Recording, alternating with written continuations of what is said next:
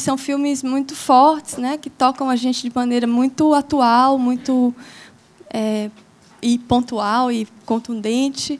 Me parece que tem uma clara proposta de comunicação e tá muito claro o lugar de onde vocês falam, né, a conexão que vocês têm com esse território, que vocês apresentam para a gente as questões históricas e políticas, sociais deles. Em 2012, na verdade, Sergipe fez um edital de apoio a obras audiovisuais, o primeiro do Estado, e aí eu fiz esse projeto chamado Caixa d'Água Quilomboense, que é um projeto que eu tenho em mente desde os 9 anos de idade.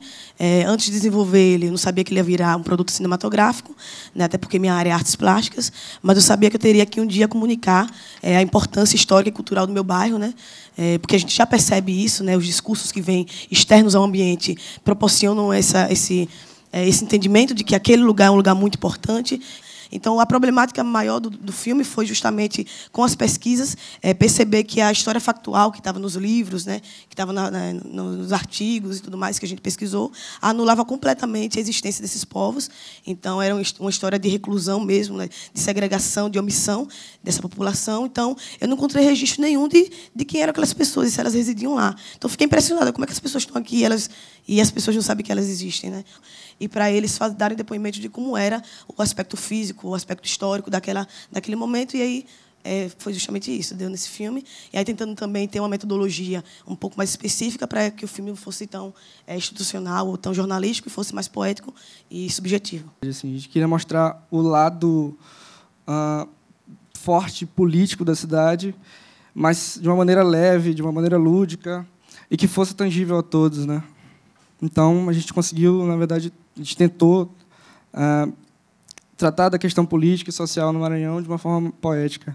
Então, essa ideia de que uma pessoa de fora vai até o meu estado, Maranhão, a minha cidade, e retrata a minha cultura de uma maneira negativa, explorando uma estética da pobreza, sabe? Porque acho que foi apelativo, teve parte que o ativista falava que ele já teve em vários lugares do mundo, fazendo vários trabalhos solidários, mas que São Luís estava como a África. Não entendi. Tem diversos realizadores que falam muito bem de lugares de onde não nasceram, né?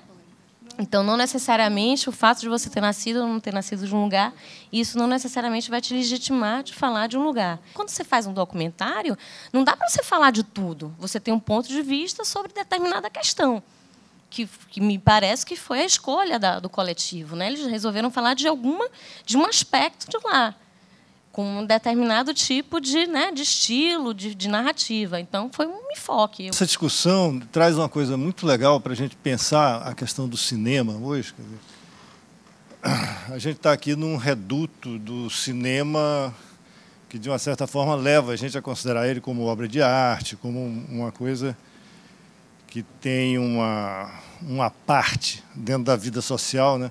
Mas ele traz aqui para dentro o que está fora, né?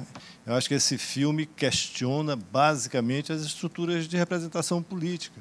E é isso que é importante a gente aprender com isso.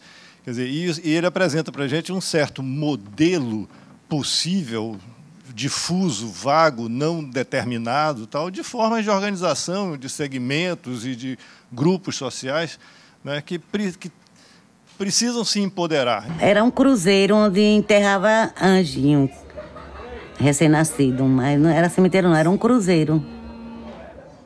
Enterrava era anjo, não era adulto, não. Geralmente, nascia, morria.